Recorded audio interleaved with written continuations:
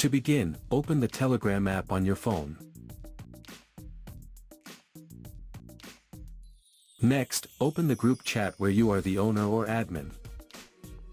Then, tap the group's name at the top to access the group info page. Now, tap the pencil icon located in the top right corner. Here, you will find the Chat History option. Tap on it. By default, new members can view messages sent before they joined. To change this, select Hidden from the available options. Then tap the checkmark in the top right corner to save your changes.